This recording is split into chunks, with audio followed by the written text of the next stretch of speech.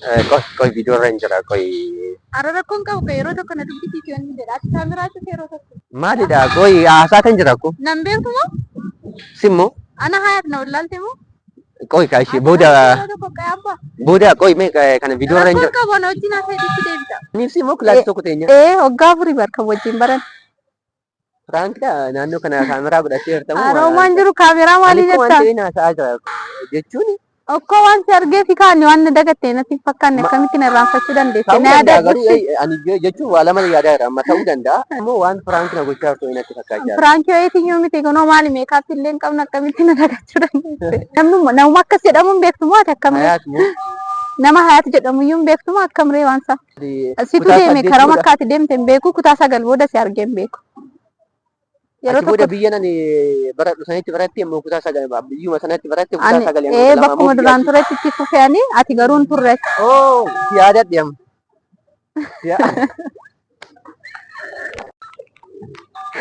Hayaat sirma lakkoofsa 37. Miti kilaasii keessatti. Amma na yaadatte kun. Garuu akkamitti na irraanfachuu dandeesse? Baay'ee jijjiiramte dhugaa rabbii baay'ee tokko jijjiiramte. Kun qabu bakka ishee yookaan bilbila keenyaa kennii fi yeroo biraa wal arginaa fi kan bilbila. Qallaaliin sii kennaa yeroo sana meekaappii maal maaliin qabdu? Ammas hin qabu rakkoon qabu. Rakkoon qabu. Hayaat.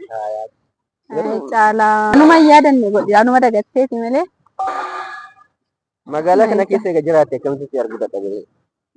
Maal magaalaan isii guddoodha eessatti wal argineetteeti kun akkuma har'ayyuu wal argine. Hayyii sa'aatii barbaaddeetti naa bilbilii wal agarra. Ishi bakka tolee bakka nagaatti. Fayyaa ta'e ishiin badii. Ayyee ishi siifan bilbila. Ashama hordoftoota koo akkam jirtu? Hordoftoota Simboo nagaa keessan miti baga nagaa taatan nagaa koodha har'a mana Simboo tan sinii dhufe.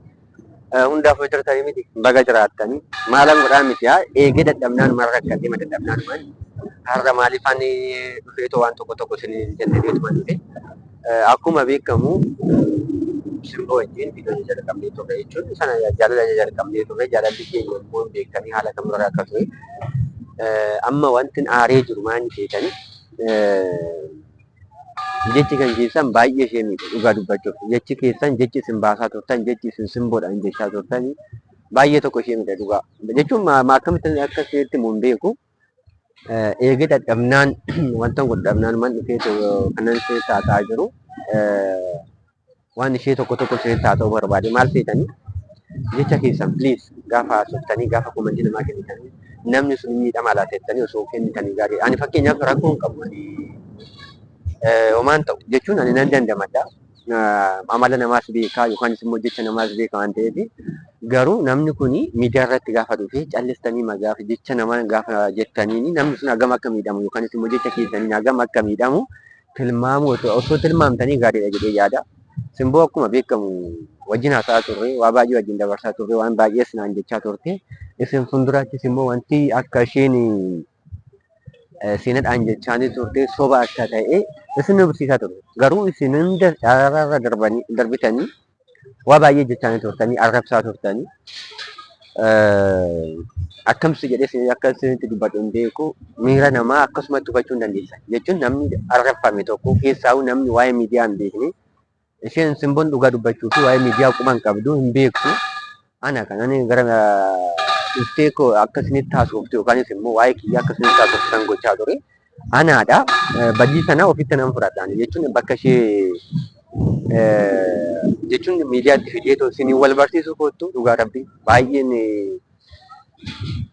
wanta fokkataa kan godhe asumaan isinitti immoo barbaada maaliif silaa jaalalli hundi keenya wanti hundi keenya osoo achumatti dhoksaamatti ta'ee raatee osoo isinitti haasa'uu baatee raatee baay'ee tokko waan gaariidha wanta ani barbaadu amma barbaada ka gaaffii fi eegin duuba ooltee oromoon gaafa maaku miidiyaatti isinitti fidee baasuun turre maali arrabni keessan dhugaa rabbi arrabni keessan wanti isin jechaa turtan namoonni tokko tokko yaani nama hunda jechuun hin barbaadu namoonni tokko tokko jechi keessan afaan isinii jechuun walumaa galatti bakka ishee buutanii osoo laaltanii jechoota isin jechaa turtan san osoo isin hin jedhame hagam akka aartan hagam akka muufattan hagam akka isinitti dhagahamu tilmaamuun salphaadha. Kanaaf hin dhufuu hin barbaadu.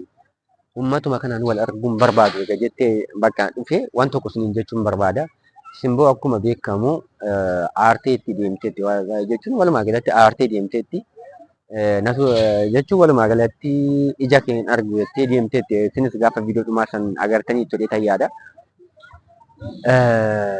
Gaafan deebi'ee ilaalu gaafan maaliif akka isheen deemte ilaalu hunda caalaa kan baay'ee miidhaa jiru jechoota isin koomantii irraa keessa jechoota isin arrabsaa turtan jechoota isin afaan keessanii baastan yookiin immoo koomantii irratti barreessaa turtan kan baay'ee akka isheen aartuu akka isheen muufattu akka isheen miidiyaa irraa baddu kan taasise sanaadha. Kanaafuu wanti isin hin jedhu jiraate please jechuun isin afaan hin baastanii isiniif salphaa ta'uu danda'a. Jechuun isin barreessitan isiniif salphaa ta'uu danda'a. Nama jedhamuuf sanii jechuun nama ittiin jettan san garuu baay'ee miidhaa baay'ee ulfaataa. Kanaaf wantoota isin baastan jechoota isin baastan otoo of ilaalaa baastan yookiin immoo otoo keessatti ilaalaa yookaan immoo namni kun akkamiin miidhama laata jecha kiyya kanaan yookaan immoo natti qabama laata jettanii osoo haasoftanii gaariidha jedhee yaada. Walumaa galatti deemteetti Simboo hunda caalaa jaalala kiyya yookaanis immoo waa'ee kiyyaa caalaa kan ishee yaaddesse yookiin immoo kan ishee miidhee deemte jechoota isin koomantii ala keessaniitu. Innaa please of eeggadhaa. Anaan waan barbaadan jechuu dandeessu. Maaliif isin nuu badhaan jechuun nama miidiyaa irra turedha. Jechoota keessan kamiifuu ani homaa xurii qeensatti ilaalu jechuun jecha hamaa baasan kamiifuu xurii qeensaatti ilaalu garuu nama keessaa waa'ee miidiyaa hin beekne nama kaleessa dhufe miidiyaatti jecha fokkataa jecha safuu namaa cabsu jecha nama sana miidhuu jecha nama sana mataa gadi qabachiisu boquu gadi qabachiisu hin jedhinaa namni sun maalirra isteejii akkamiirra jira yookaanis immoo jettanii osoo yaaddanii gaariidha. Hundaafuu hin darbee homaa gochuu hin danda'amu. Simboonis deemteetti baga dastiin jedheesi namoonni kaleessa arrabsaa turtanii jecha hamaa jechaa turtan suni deemte fakkaatinu waan isin argattanii rabbi haa beeku. Hundaafuu isa kanas isin jechuu barbaada. Innaa hordoftoota Simboo kanan isin jedha. Kanaafuu wanta jettan wanta gootan wanta gochuuf yaaddan wanta barreessitan laalaa hojjedha. Jechi kan keessa isinitti homaa fakkaachuu danda'a garuu nama jedhamuuf baay'ee miidha. Kanaaf isin jedha. Innaa kanaaf badde Simboo wanta biraa miti yookaanis immoo jecha wanta koy viidiyoo irra hin jira koy. Ara rakkoon qabu yeroo tokko na dubbisiisu yoon jedha ati kaameraatu yeroo tokko. Maalidha koy haasaa kan jira ko. Nan beeku moo? Simmoo. Ana hayaat na wallaalte moo? Koy kaashi booda koy mee kana viidiyoo irra hin jira. Rakkoon qabu na wajjin haasa'e itti deebita. Maal nan barre moo? Eenyudha garuu isin Hayaat wajjin barannee turre bara kutaa shanii hanga saddeet. Hayaati. Kutaa meeqa? Kutaa shanii hanga saddeet wajjin barannee turre. Ishi daqiiquma muraasa wayiin keessu haasa'eetan xumura. Rakkoon qabu anis nan jarjara waan ta'eef haasofnee yeroo biraatti deebina. Maalidha kaameraa mee nagaadhami? Naguma akkam fayyaadha? Fayyuma. Eessatti na beekta? Indee mana barumsaa wajjin barannee barra. Naguma akkam gaariidha. Maalidha sin beekne eessatti na beekta? Akkamitti na beekuu dadhabde kutaa shanii hanga saddeetii kilaasii tokkotti barannee moo? Qoosaa baay'istu. Rabbiin qoosni dhugumatti hin beekan. Jechuun firaankiidha moo akkam waansa? Ara firaankii miti indee dhugaa kooti malee akkamitti na wallaalte? Maalidha ragaa kanaa ta'uutu achi garagalchuudha. Waggaa sadii afur wajjin barannee akkamitti na beekuu dadhabda? Aniif simoo? Indee?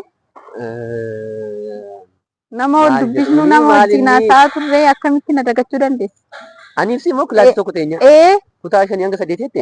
Waggaa afurii barka wajjin baran. Firaankiidha naannoo kana kaameraa godhatee hirtamu. Aroomaan jiru kaameraa maalii jettaa? Ani waan ta'e haasa'aa jira jechuun. Okkoo waan si argee fi kaanni waan na dagatte natti fakkaanne akkamitti na irraanfachuu dandeesse? Na yaadadhu. Ani jechuun waa lama yaadaa jira amma ta'uu danda'a. Maaliif fakkeenyaaf ijoolleen shamarranii baay'ee jijjiiramtu. Waggaa takka lama keessatti baay'ee jijjiiramtu. Inni biraa immoo waan firaankii na gochaa jirtu natti fakkaachaa jira. Firaankii wayiitii miti kunoo maali meekaappi illee hin qabne akkamitti na dagachuu dandeesse? Waggaa lama sadii keessatti jechuun garuu tureera. Yeroo dheeraa ta'uu danda'a garuu namni waggaa afur wajjin ture akkamitti wal saddeetti ta'e yoo xiqqaatee waggaa meeqatti jedhu naannoo waggaa 10 ta'eera garuu akkamitti baruu dandeessan yeroo sanattuu aarii dafaan qabu. Akkamitti si irraanfadhaanii jechuun waan ittiin si yaadadhu baay'een qaba waan ta'eef. Ragumaaf naaf haa ta'u natti taasistu miti mee natti si qiyaase. Ishi akka iddoo kana iddoo bashannanaa waan ta'eef dhufuu dandeessa garuu. Ansanumaaf dhufe garuu yeroo ati as dhaabbattee haasoftu si argee sitti gore. Namni nama waggaa 8-10 dura wal beeku akkamitti jechuun. Akkamitti irraanfatte namni. Miidiyaa irratti na beekuu dandeessa garuu. Guyyaa tokko lama osoo wal argine wal irraanfachuu dandeenya garuu yeroo afurii waggaa afurii ani immoo sababa ittiin si yaadadhu waan ta'eef. Maqaan kan yeroo saniyyuu haayaa ture. akkamitti na beekuu dadhabde? Hayaat. Mee yaadachuuf yaali. Maal sammuu namaa Ishi sammuu kee namuma akkas jedhamuun beektu moo ati akkamree? Hayaat moo Nama hayaat jedhamu iyyuu hin beektu moo akkamree waan isaa? jiraachuu danda'a garuu qoy naafaa dhufu yaadachuun wayyu. Qoy eegasan immoo 18 wajjin baraannee eessa addaan deemu? Situ deeme karaa makkaatti deemte hin beeku kutaa 9 booda si argee hin beeku.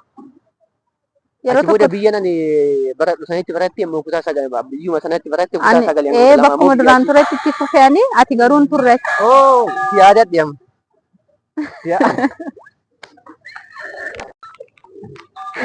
Hayaat eenyudha siin jedhu. Hayaat qasi. Sirma lakkoofsa 37. Miti kilaasii keessatti. Amma na yaadatte kun. Garuu akkamittiin irraanfachuu dandeessa? Baay'ee jijjiiramte dhugaa rabbii baay'ee tokko jijjiiramte. Dhugaa baqa baay'ee tokko jijjiiramte. Hin guddadhe. Jechuun shamarran baay'ee jijjiiramu. Jechuun fuulli kan keessan baay'ee tokko jijjiirama. Yeroo san daa'imummaan istiraama nama guddaadha. Teessoo tokko irra wajjin baranne baay'ee teessoo tokko irra wajjin teenye. Abeetan garuu sin daganne laata. Sammuu kiyyaa agartee. Yeroo guddate dhugama namni waan baay'ee yaaduu danda'a garuu. Akkama yaadu. Naguma. Jirta. Jirra galateessa. Dammoo bareeddeessa baay'ee bareeddi. Yeroo san fokkattu dhachuu keeti moo? Akkamitti fuulli keessi dhufe garuu. Ani amma fakkeenyaaf dhugaa osoo garaachisitu dhufee hin beeku. An sin irraanfanne kaan sababa guutuu qaba sababa ittiin si yaadadhus waan ta'eef. Dhugaa rabbi. Jagnaadha. Sanumaaf. Xiqqoo ishee waan narraa siqtu natti fakkaata. Innaa kan nagaadha. Nagaadha. Akkamii kilaasii maal gootee jireenya akkamii? Jireenyi akkuma ta'etti ofaa irrameen taphanna waan isaa. Ani kun waan qalbii jettu waan pirankii hojjechaa jirtu yookaan immoo kaameraa jechuun pirankii waan na gochuu dhufee natti fakkaata. Pirankii miti asuma bashannanaaf dhufnee. Dhimma ta'eetiin viidiyoo yuutuubii hojjechaa jira. Waanuma baay'ee na cinqaaru tokko jira. Saniitiin jechuun dhiifama ishii waan taane. Rakkoon qabu bakka ishee yookaan bilbila keenyaa kenniifi yeroo biraa wal arginaa siifan bilbila. Qallaaliin sii kennaa teessoo tokko irra wajjin teenye baranne sa'aatii waggaa lama yoo xiqqaatee waggaa lamaaf teessoo tokko irra wajjin baranne. Dhugaadha. Garuu baay'ee waan natti jijjiiramteef yeroo ta'u yeroo sana baay'ee taaka yeroo san daa'imummaatu jira. Daa'ima malee xiqqoo turte malee yeroo sana meekaappii maal maaliin qabdu? Ammas hin qabu rakkoon qabu. Sanii buna yaadattee dheetin. Asuma hin jiraadha. Maka bilbila keenyaa kenniifi siifan bilbila wal argina. Ayyeesh rakkoon qabu. Caalaa. Yeroo sana waan si akka laammaduu fire hayyuu siin jenna saniifi ayaati. Anuma yaadanne godhi anuma dagatteeti malee.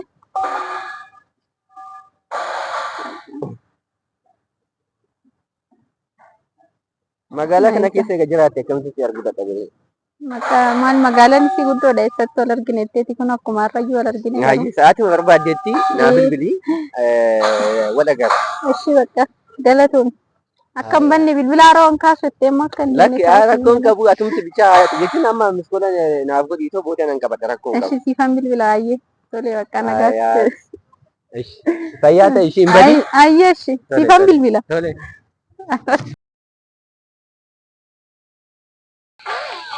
Hordoftoota koo wanta hin eegne nama waggaa meeqas hin jiru yoo xiqqaate waggaa 11 12 duraan wajjin barachaa ture ta'u sanaan mucayyoon kun baay'ee xiqqoo turte dhugaa rabbi baay'ee tokko xiqqoo turte cinqii kiyyaa na dagattiise dhugaa qaqa osoo natti tole wajjinan deema qo'a bilbilee fitaa wajjin deema yoo na bilbilteetti ta'e deebitee yoo na bilbiltee wajjinan deema waa'ee maali isinitti haasa'aa ture waa'ee simbootan isinitti haasa'aa ture jechuun qalbii kiyyatu garas deeme na dhiifaman isiniin jedhamu hundaafuu haayaati fayyaa na ta'ame walitti deebina hundaaf.